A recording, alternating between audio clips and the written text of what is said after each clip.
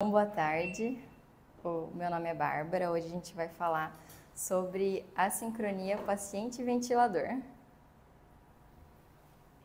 Então, bora.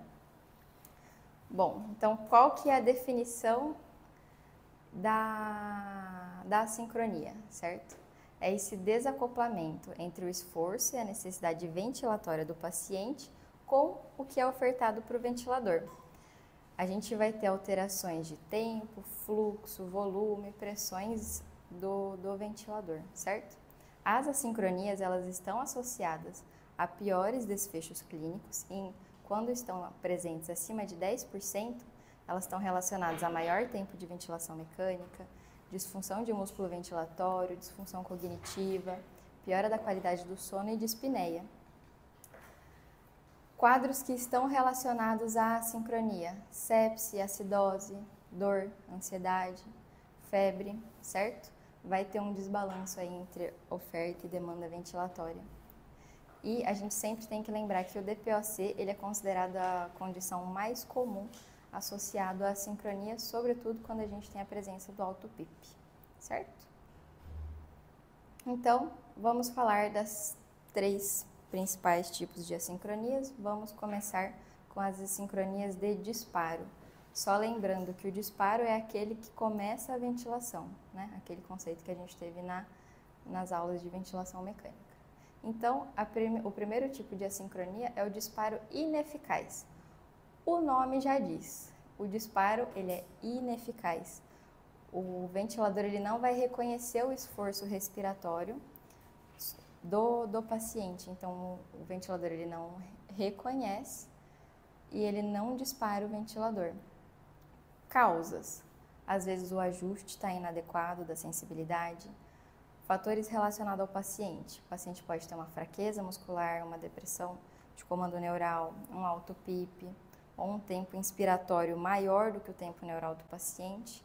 Então, pode acontecer esses tipos de assincronia e essa é a assincronia mais comum. A gente vê aqui nas curvas que a gente tem um esforço do paciente que não é seguido de uma curva. Então, o paciente ele faz esse esforço, mas o ventilador ele não responde, um disparo ineficaz.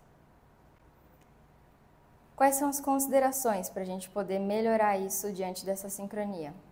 A gente pode ajustar a sensibilidade para um valor mais sensível, evitando-se, porém, o alto disparo, que é a próxima sincronia que a gente vai falar.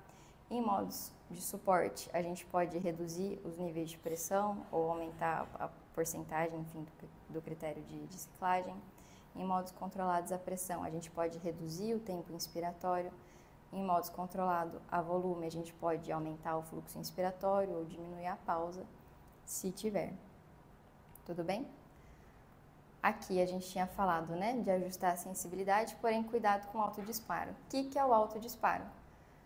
É quando acontece praticamente ao contrário. O ventilador ele vai ficar disparando sem o paciente pedir, digamos assim, né? Então, às vezes o ajuste da sensibilidade ele está mais alto, às vezes o sistema ele pode estar vazando, a gente pode ter presença de condensado no circuito, gerando alteração de fluxo. O ventilador ele pode detectar os batimentos cardíacos do paciente e variar as pressões, fazendo disparos. Então, a gente vai ver um paciente na UTI que ele vai estar com uma frequência respiratória muito mais alta daquilo com que eu pedi para o ventilador fazer. E nesses casos, a gente ajusta fazendo o quê? Primeiro descartando qualquer vazamento ou condensado do circuito e posterior reduzindo a sensibilidade até que esse alto disparo desapareça. Tudo bem? A próxima sincronia de disparo seria o duplo disparo. O duplo disparo é quando ocorre 2 disparos consecutivos. Então, meu paciente ele vai disparar 2 vezes na ventilação. E nesses casos, quando a gente tem o duplo disparo, pode causar empilhamento de ar, porque você não deu tempo de exalar completamente aquele ar. Então, meu paciente ele vai fazer um disparo seguido de outro, certo? E aqui, vocês podem ver que até excede o volume, então a gente tem que tomar cuidado com esse volume, desse empilhamento, certo? E quando a gente tem um duplo disparo, quais são as considerações que a gente tem, é mais comum em pacientes com doenças restritivas ou SARA, né? Então, aqueles pacientes que estão ventilando a baixo volume, enfim. Então, a gente tem que pensar nessas correções. Pacientes ventilando a volume, a gente pode diminuir o fluxo inspiratório ou aumentar o volume corrente, certo? Ou a gente pode até adicionar uma pausa inspiratória. Outra opção, se ele está disparando muito, é mudar a modalidade. Ah, está ventilando a volume, vou mudar para pressão, ou posso colocar em suporte, porque o fluxo ele é variado conforme, né, outros esforços do paciente. Se ele está ventilando a pressão, a gente pode aumentar o tempo inspiratório, ou o valor da pressão, e em suporte a gente pode tentar aumentar o nível de pressão ou reduzir a porcentagem do critério de ciclagem, certo? E por último, a gente tem o disparo reverso. O disparo reverso ele acontece quando a gente está com um paciente muito sedado e vai ter o disparo do ventilador. O ventilador ele vai dar início a esse disparo, só que esse disparo, essa ventilação, ela pode causar um estiramento da minha musculatura respiratória, do diafragma, e ela vai fazer um reflexo fazendo o segundo disparo. Nesse caso, não é meu paciente que está puxando igual no duplo disparo. É um reflexo de um paciente extremamente sedado que vai fazer esse disparo reverso, certo? E nesses casos, aqui a gente consegue observar as curvas, né? E nesses casos, quais são as considerações que a gente tem? A gente tem que tentar, por exemplo, reduzir a sedação desse paciente para evitar o disparo reverso, mas é um paciente que eu não tenho condições, é um neurocrítico, ele precisa estar sedado, enfim. Nesses casos, a gente pode considerar curarizar, certo? Como última conduta. Beleza? Eu deixei até aqui embaixo que, às vezes, o ajuste de frequência respiratória ele não está muito consolidado como estratégia, então a gente fica meio sem ter para onde correr no disparo reverso, além da curarização. Tá? Beleza, essas foram as sincronias de disparo. A gente vai agora para as assincronias de fluxo. Só lembrando, o fluxo, no conceito de ventilação, é aquele ar que a gente chucha para dentro do paciente, é a velocidade com que o ar é infundido, certo? Então, fluxo insuficiente. Basicamente, já é o que diz o nome, né? O fluxo que a gente vai estar oferecendo para o paciente, ele é inferior à demanda ventilatória.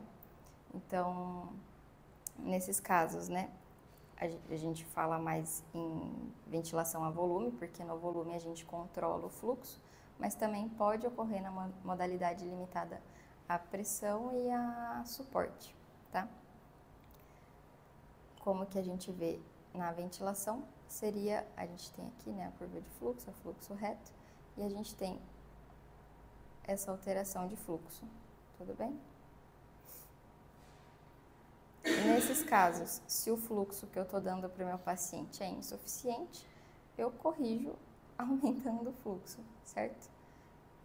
E a gente tem que lembrar também de corrigir fatores que podem estar influenciando nisso. Então, febre, dor, ansiedade, acidose. Uma outra alternativa, além de corrigir o fluxo inspiratório quando a gente está ventilando a volume, seria mudar para o modo ventilatório a pressão ao suporte, porque tem um fluxo livre. E aí o paciente que vai estar ditando esse fluxo na ventilação, certo? Mas sempre tomando cuidado com a pressão. E a segunda sincronia de fluxo seria o contrário do insuficiente, o excessivo, que seria esse overshoot de entrada, certo? Que a gente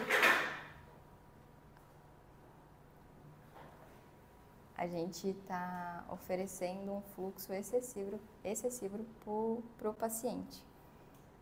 Então, nesses casos, a gente vai ver que no paciente controlado a volume, essa curva de pressão versus o tempo, ele vai ter um pico de pressão sendo alcançado muito precocemente, porque esse fluxo, ele realmente está bem mais alto.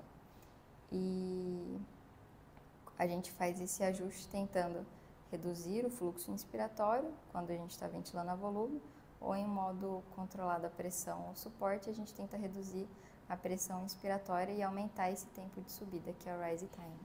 Tudo bem? Para evitar esse fluxo excessivo.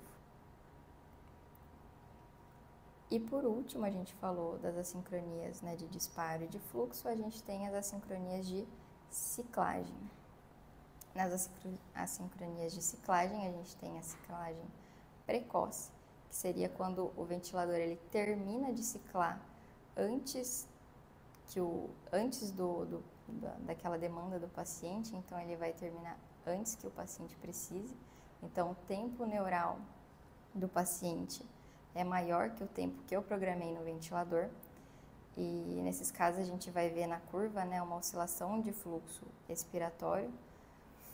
E como que a gente ajusta? A gente pode, no modo ventilado a volume e a pressão, a gente pode mexer no tempo inspiratório, aumentando ele para dar mais tempo para o meu paciente, porque ele está pedindo mais, digamos assim. Assim como tentar reduzir o fluxo ou aumentar o tempo no modo controlado a volume ou o tempo inspiratório no modo controlado a pressão. E aí, em modo suporte, a gente pode reduzir o limiar de ciclagem, né, para tentar aumentar esse tempo inspiratório. E aí, além da ciclagem precoce, a gente tem a ciclagem tardia, que seria o oposto, né, em que o tempo neural do paciente ele é menor do que o tempo inspiratório do ventilador. Então, a gente está colocando a mais para o que o paciente precisa, né? Então, nesses casos, a gente vai ver nas curvas, né, nos modos de pressão em PSV, que a gente vai ter uma elevação de pressão das vias aéreas acima, né, do que a gente foi ajustado, associado a uma mudança de inclinação da curva de fluxo inspiratório, que seria essa alteração aqui. Tudo bem? Já era para ter terminado e a gente continua oferecendo para o paciente. E aí, nesses casos, como que a gente muda isso? A gente pode aumentar o fluxo inspiratório em modos ventilados a volume ou reduzir o tempo inspiratório em pacientes ventilando à pressão. E em PSV, a gente também pode aumentar o limiar de ciclagem para diminuir esse tempo inspiratório e ter o melhor acoplamento desse paciente na ventilação. É isso. Obrigada.